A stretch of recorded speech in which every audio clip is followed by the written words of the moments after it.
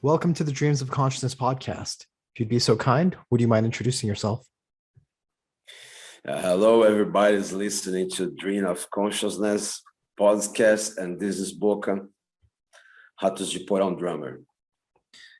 And Boka, I have to mention that this is your second time on this podcast. We met, I believe, in 2019 when you were touring Asia. Yeah. I believe 2017. 2017. 19, Oh yeah, you're correct. 17. 2017. Yeah. 2017. So welcome back. I guess let's start with RDP. Since 2017, what have you guys been up to? Well, we were touring and having fun on the road and making concerts whenever and wherever possible.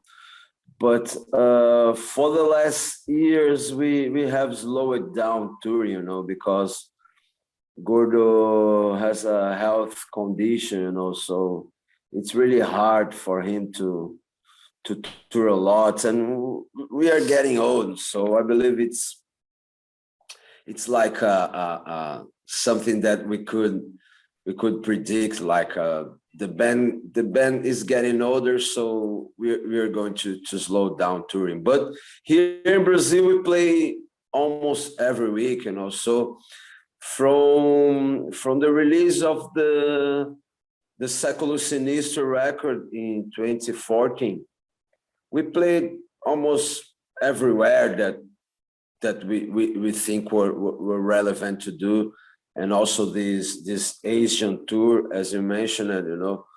But 18 and 19 we were playing shows, and after that, for obvious reasons, with all this COVID and pandemic problems, we had to stop doing everything. So after 17, so 17, 18, and 19, we're just playing shows and trying to find a way to make new music and have a new record sometime. So because of the pandemic, it's everything had to be delayed, but we finally have the record, and we are back on the road. So let's speak about that record. It's called Necropolitico, and it was released as we're having this conversation. It was released quite recently. Can you tell me a little bit about when you guys actually started working on the record? When did you start writing music for this? Yeah. It's pretty weird, because with all this problem that we were living, everybody was like locked in their own places, So our guitar player, Jean, we used to speak on WhatsApp, Zoom, wherever. And he was keeping telling us, well, I have a bunch of riffs, some cool ideas. And so here in Brazil, as like, I believe like everywhere else, we had this lockdown, and then things were flexible again, but we were not like meeting each other and entering in a studio to practice, So it took like 2 years with this quarantine problems, But when we were able to get together, Jean already had like this, I don't know, man, 20, 30 different ideas for songs. So he and the bass player Juninho were like meeting regularly to clear the ideas and make the skeleton for the music, So when they got ready, they told me, well, come to São Paulo to practice with us, So I went there to learn the songs.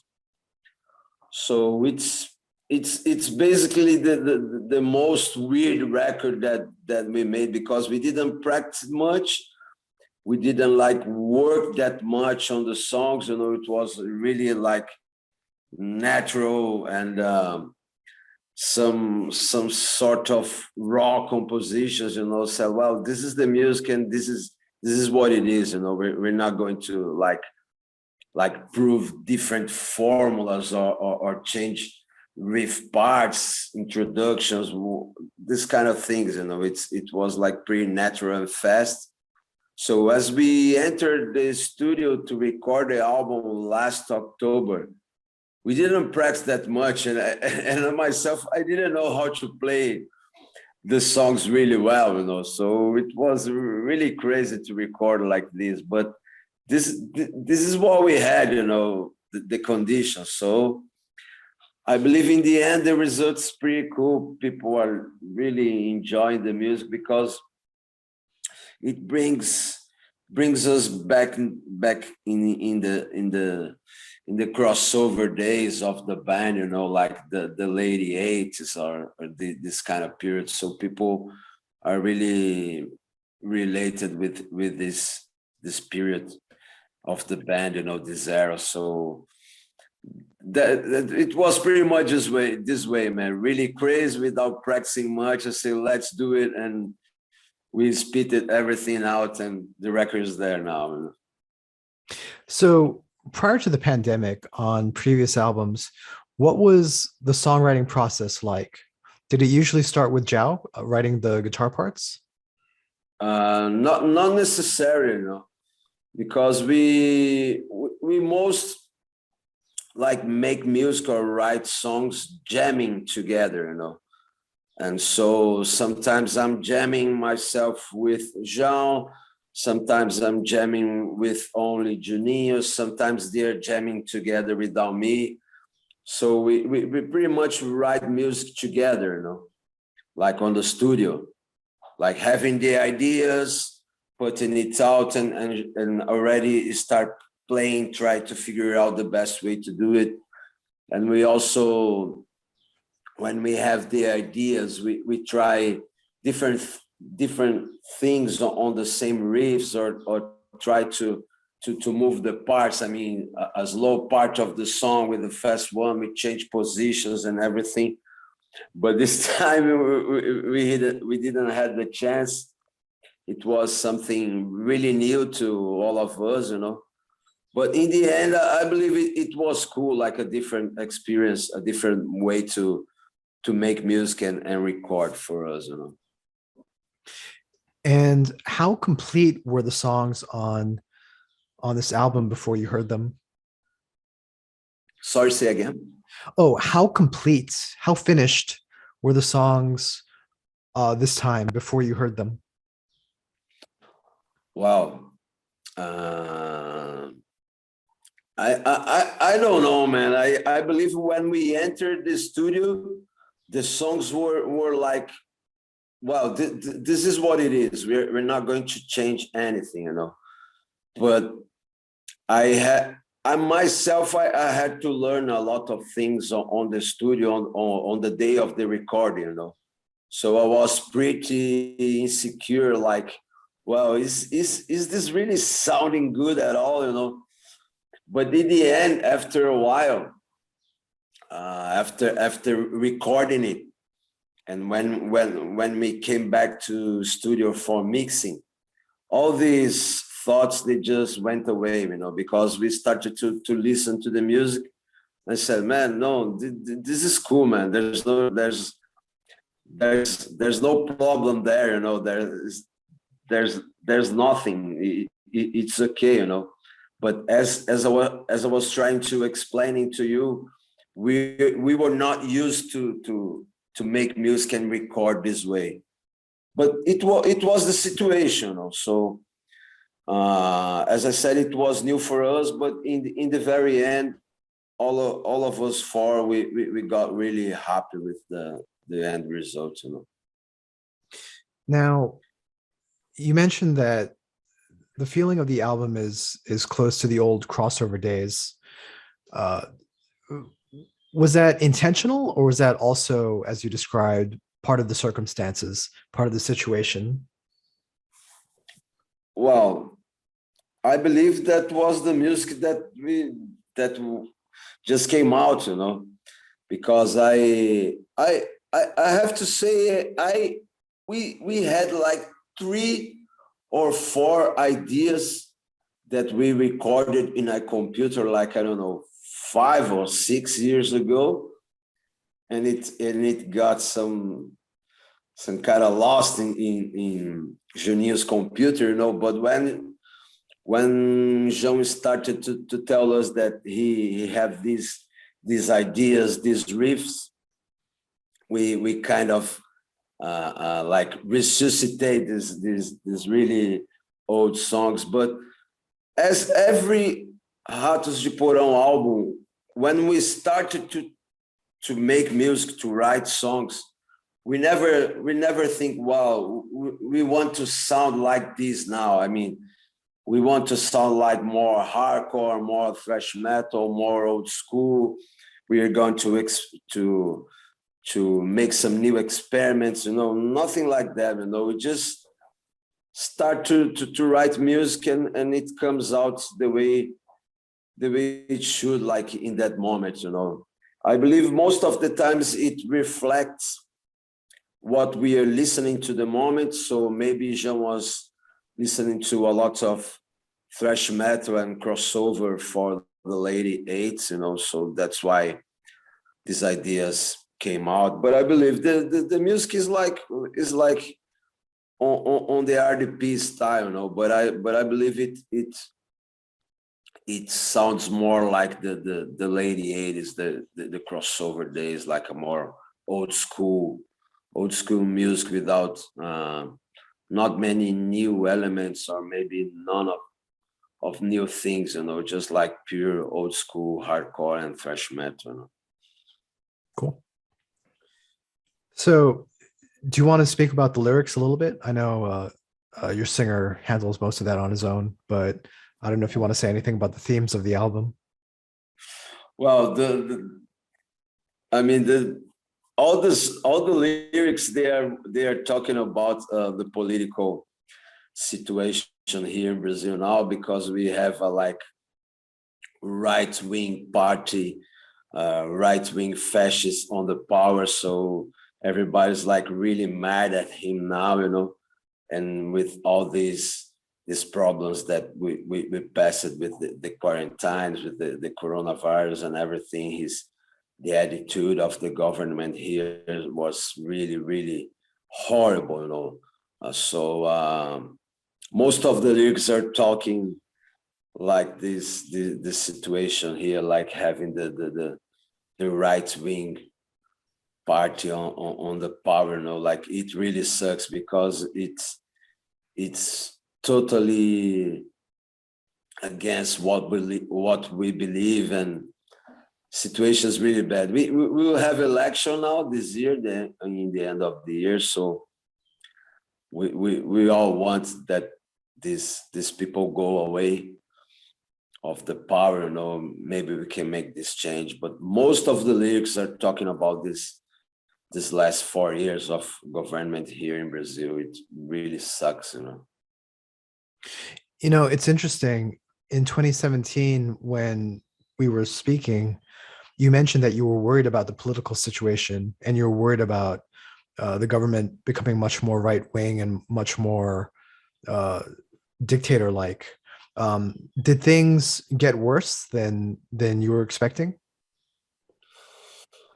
Well, here in Brazil now, it's much worse.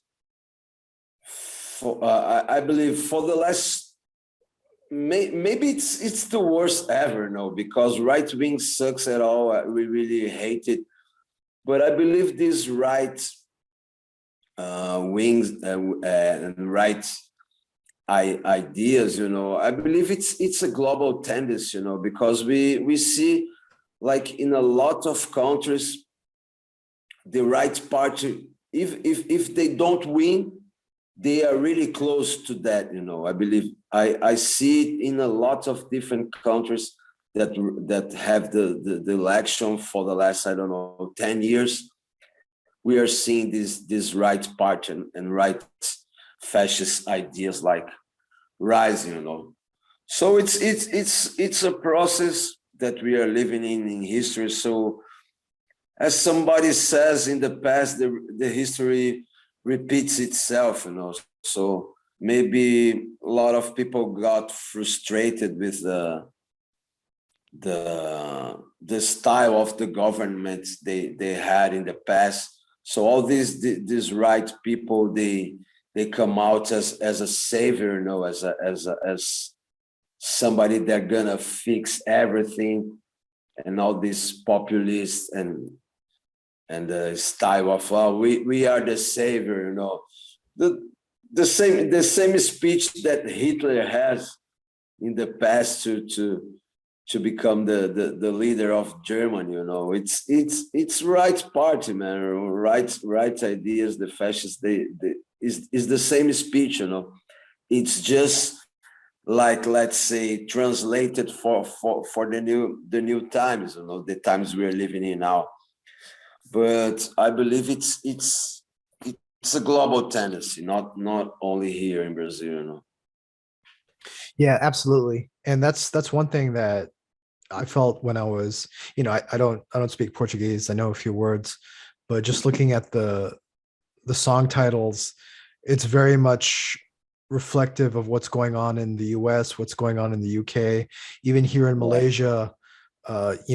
We elected a a more moderate government in 2018, and people were hoping that the government would become more democratic. And then what happened was, because of COVID, people lost faith in um, the democratically elected government, and then a nationalist party took power, and then people lost faith in the nationalist party, and then now we're back to the old government. And if you look at in the Philippines, Marcos just won. Like 40 years ago, they got rid of Marcos, and now his son is in power. And it's like, like all over the world, people are scared, and they're voting in these right-wing governments.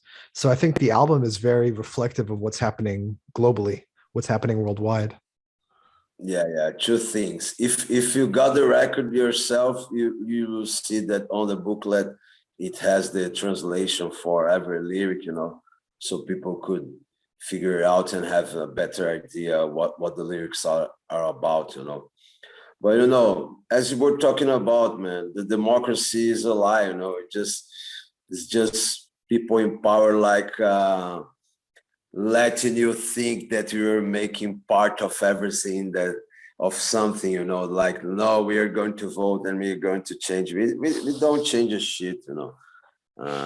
So this is the times we are living, you know. Democracy, I mean, the democracy, the system of voting for some party or some people to represent you, you know. It's in my beliefs, it's a lie, you know. But I have like uh, uh an utopia for my beliefs, for how the world should be, like political and economically, you know. So I live in a utopia. I don't believe in democracy the way it is. So it's a different discussion. But as I said, you can get the translations if you get the record, so you have a better idea of the lyrics.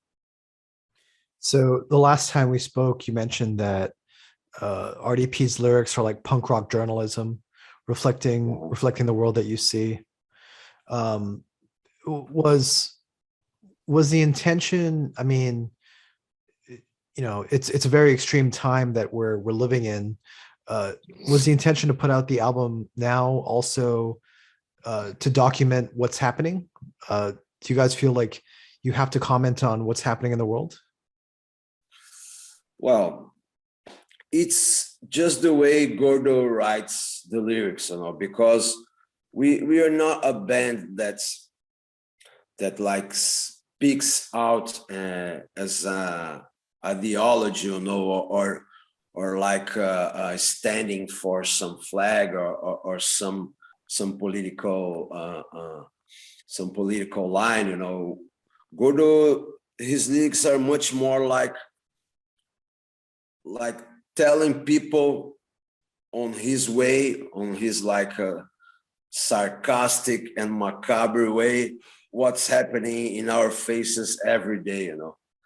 But most of his lyrics are pretty much local issues, you know, things that we are living here in Brazil. It's something very, very clear on his lyrics, you know.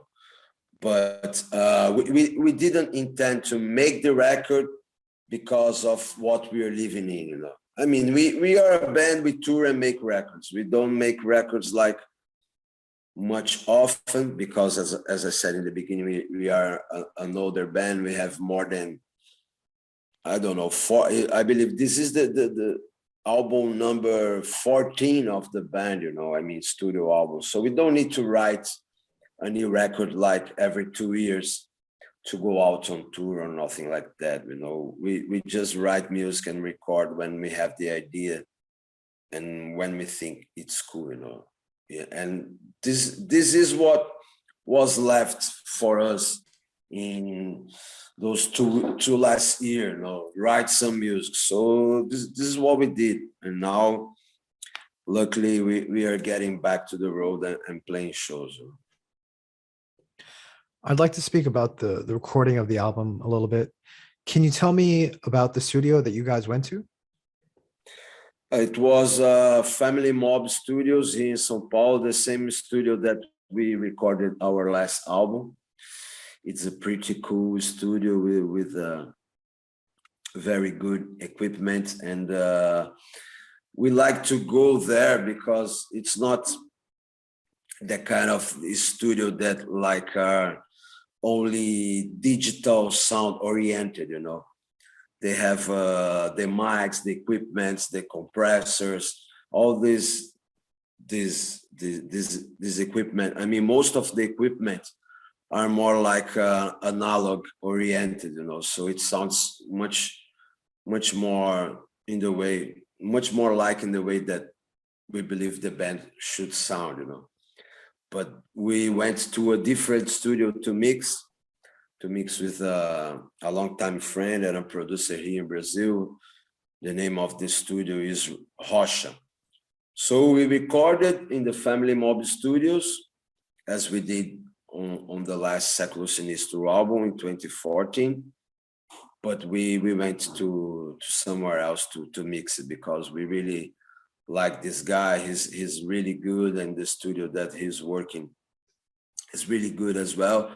And as I said, he's a longtime friend, a guy who's into the kind of music that we are playing. So it was really easy to work with him and search for old school references to the sound, to the way that we want to mix it. So it was really easy to work with him. Fernando, his name is Fernando Takara.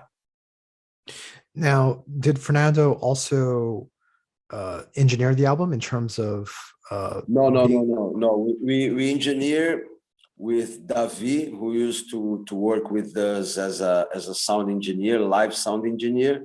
We went to Family Mob to record with him as an engineer, Davi. But we went to Rocha studio to mix with Fernando, mix and master with him. Okay. You mentioned Fernando is a longtime friend. What would you say he brings to your sound? Well, working with friends, it's always easier, you know.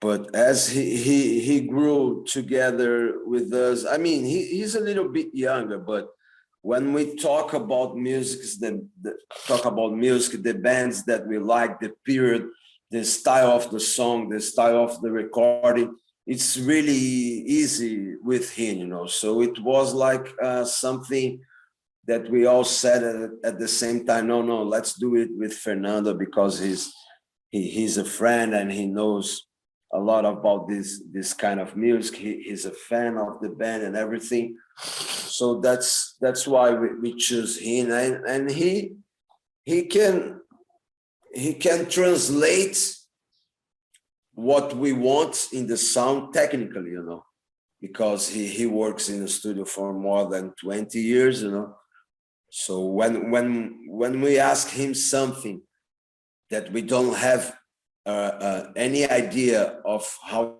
to make it technically, he's the guy who knows about. He has the knowledge of the music, of the period, of the style, and also have the knowledge technically, So he was like the easiest person that we thought that could be good to work with us.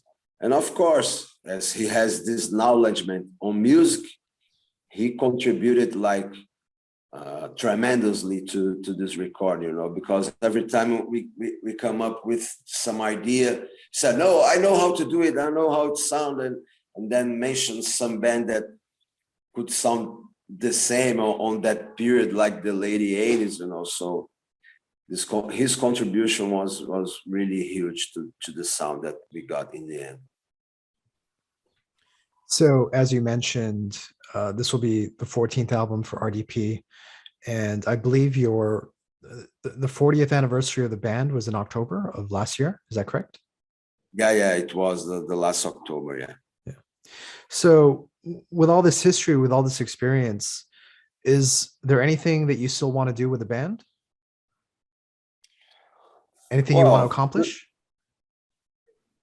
Well, playing in this band is what we have been doing for most of our lives, So being a band I am with them for the last 31 years of my life, and the band is 40 years plus, But we don't have much plans. We never make plans, I mean, we are friends, a long time friends. We like to travel, play live music, travel to meet all the people, all the friends that we have made for this long journey, So playing this band for us is more like enjoying. Well, we'll play a show, we're gonna travel, everybody's happy, and play music together. We have a strong connection, like musically, To have a band is really important, to have people that work and function together as a band, So when people ask me about that, well, do you still have something to make, like making a new accomplishment or something like that? I always think, man, we achieved much more that we could think, and maybe much more that we deserve at all. We are really lucky. I mean, being a band for so long, traveling all around, meeting all these people, have this lifestyle for decades. We are pretty lucky. So I couldn't ask for more. I mean, when I started to play the drums, maybe not even in my biggest dreams, I would say that I will be, or that I will do everything that I did with this band. And I believe all of us have the same thoughts about that, because we always talk about it, like, man, do you believe that we are 40 years old band and playing all around, having all these records and people who likes the music and get involved, like in every corner of the world, it's pretty much unbelievable, So I couldn't ask for more. I don't know if we want to make any, like, we need to do this to complete the cycle or to make it all perfect. I don't see it this way, And how do you think people will remember RDP? I don't know, man. It's a tough question, but maybe like four guys from the third world from Brazil that were like maniacs for music, and that always play a crazy set and makes everybody happy, you know. And I don't know, man. When I got like really old, not playing live music no longer, the only thing I want to think and remember is that we make people happy when we play the live show, and we spread our message, you know.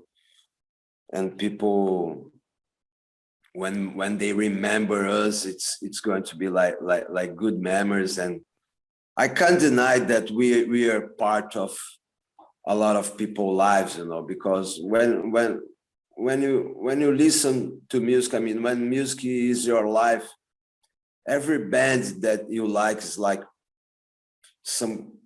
at some point part of your life, you know, part of your life, because there's when you listen to the music, or when you remember that specific band, you will remember a period of your life or something that was happening. Maybe the music of the band helped you to come through something, you know. So I believe this is the most important things, that people will remember us and say, well, I was happy when I saw these guys like ripping on a live concert, you know. So the latest album by RDP is called Necropolitico, and it's out now. Boka, what's the best way to get the album? How can people order it? Well, as we were speaking offline, nowadays everything is pretty easy, you know. Just Google the name and everything is going to appear. But if you live in Asia, US, or Europe, the best way to order it is through the FOAD Records website. So just enter the Google and type FOAD Records, or I believe the website is foadrecords.com. But if it's not, you Google it and you'll find it. You'll find it on the Instagram, on the Facebook. Today it's pretty easy, man. There's no secret. Just type it on the Google and everything is going to appear to you. And if people want to follow RDP online, how can they do that? And what's the correct way to spell the band name? Well, if do you want me to spell it? Please. So it's RATOSDEPORAO. So Ratos de Porão is on the Instagram, is on the Facebook, is on the Twitter, is on the YouTube, is everywhere on the web, you know. So just type it. You can also type RDP, it works too. Excellent. Is there anything else you want to say? No, man, I'm fine, and I'm just seeing now that this battery of the mobile is going to end like in a split second, you know. So maybe I'm gonna start to talk and it's gonna like cut it, you know. Excellent. Muito obrigado. Obrigado, my brother. Thanks for everything, and I hope people enjoy the music. And I also hope to come back to Asia sometime, you know.